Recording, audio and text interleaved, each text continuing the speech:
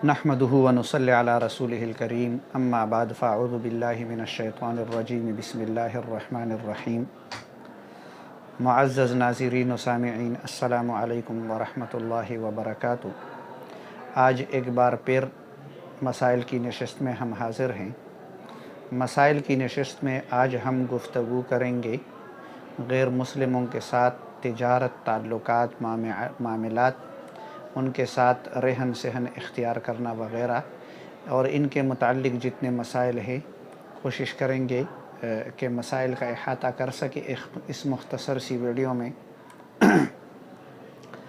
सबसे पहली बात कि गैर मुस्लिमों के साथ एक साइल का सवाल आया था कि गैर मुस्लिमों के साथ शरीक कारोबार करना कैसा है।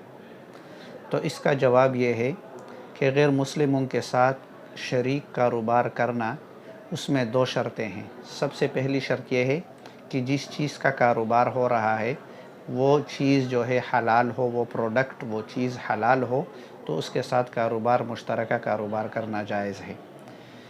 दूसरी शर्त यह है कि उनके साथ ज़्यादा उठने बैठने और ज़्यादा तर गुफ्तगू करने से आपके अकायद के बिगड़ने का इम्कान या ख़तरा ना हो, तो इस सूरत में आप उसके साथ शिरकत कर सकते हैं। इसी तरह दीगर मामलात का भी यही हुक्म है। खाने पीने के बारे में सवाल आए थे कि गैर मुस्लिमों के साथ खाना पीना, तो गैर मुस्लिमों के साथ बैठकर खाना पीना, एक दस्तरखान पे या एक टेबल पे खाना पीना जायज़ है, इसमें कोई हर्ज नहीं है। लेकिन उनके साथ ज़्यादातर इख्तिलात से ऐसा ना हो कि आपके अकायद बिगड़ने का ख़तरा हो, तो इससे परहेज़ करें। इसी तरह गैर मुस्लिम का जूठा भी जो है आप खा सकते हैं, और गैर मुस्लिम का जूठा पानी हो तो वो भी पी सकते हैं। ये सब कुछ जायज़ है। लेकिन इन तमाम चीज़ों में जो है इस बात का ख़्याल रखें कि उनके साथ बहस मुबाहिसे में जो अकायद के बिगड़ने का अंदेशा और ये अंदेशा ना हो।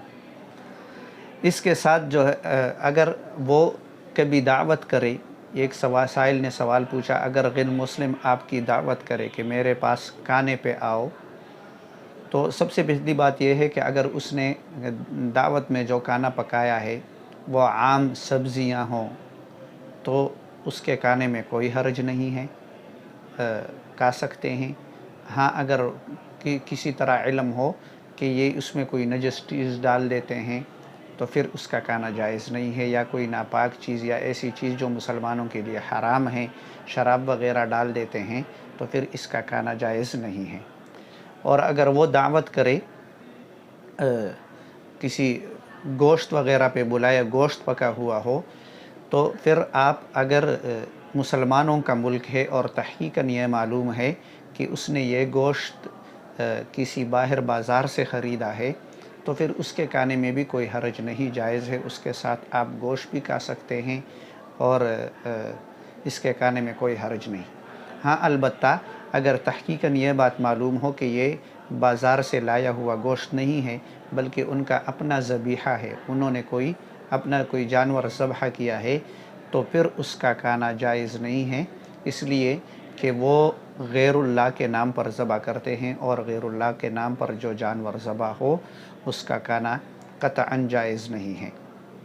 तो ये गैर मुस्लिमों के साथ ताल्लुकात और मामलात के बारे में चंद मसाइल थे जो हमने अर्ज़ किए। इसके अलावा सफ़र के बारे में कल मुख्तसर सी बात हो गई थी, उसमें भी कुछ चंद सवालात रह गए थे।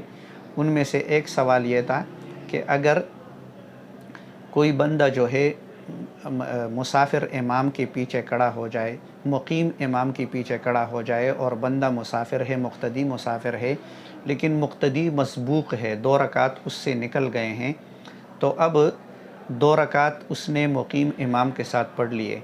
अब ये 2 रकात पर इक्तिफ़ा कर ले या मज़ीद 2 रकात पढ़ ले, इसलिए कि ये मुसाफिर है तो 2 रकात पर इक्तिफ़ा कर ले, या मसबूक होने की हैसियत से 2 रकात मज़ीद पढ़ ले। तो उसका जवाब ये है कि चूँकि इमाम जो है वो मुकीम है और मुकीम इमाम के पीछे मुसाफिर के ज़िम्मे भी 4 रकात पढ़नी है, लिहाजा इस मुक़्तदी के ज़िम्मे 4 रकात नमाज़ पढ़नी है। लिहाजा जैसे ही इमाम अपनी नमाज़ ख़त्म कर ले, ये खड़ा हो जाए और अपनी 2 رکعتوں کو جو اس سے فوت ہو گئی ہیں ان کو ادا کرے کہ صورت اور قرات کے ساتھ جیسے مسبوق ادا کرتا ہے اسی طرح ادا کرے۔ ایک ساتھی کا سوال آیا کہ سفر میں ایک بندہ ہے، اس کی 2 جگہ گھر ہیں، ایک گھر پشاور میں ہے دوسرا اسلام آباد میں ہے، یا ایک گھر پشاور میں ہے دوسرا گھر تیرا میں ہے، تو اب یہ تیرا جائے تو وہاں یہ مسافر شمار ہوگا یا مقیم شمار ہوگا؟ تو اس میں یہ بات ذہن میں رکھ لے کہ اگر تیرا میں اس کے اہل و عیال، اس کی بیوی بچے وغیرہ ہیں تو پھر تو دونوں جگہ یہ مقیم شمار ہوگا۔ اگر اسلام آباد میں ہے تو وہاں بھی مقیم شمار ہوگا۔ اگر وہ تیرا چلا گیا اور تیرا میں اس کے اہل و عیال کے ساتھ رہتا ہے تو وہاں بھی مقیم شمار ہوگا، البتہ بیچ میں راستے میں جو ہے یہ مسافر شمار ہوگا۔ اور اگر اس کے اہل و عیال وہاں نہیں رہتے، مستقل سکونت نہیں ہے ان کے اہل و عیال کی وہاں، صرف عارضی طور پر گئے ہوئے ہیں 10 دن کے لیے، 12 دن کے لیے، تو پھر جو ہے مع اہل و عیال کے یہ بندہ بھی مسافر ہوگا، مسافر شمار ہوگا تیرا میں، اور اہل و عیال بھی جو ہے وہ مسافر شمار ہوں گے۔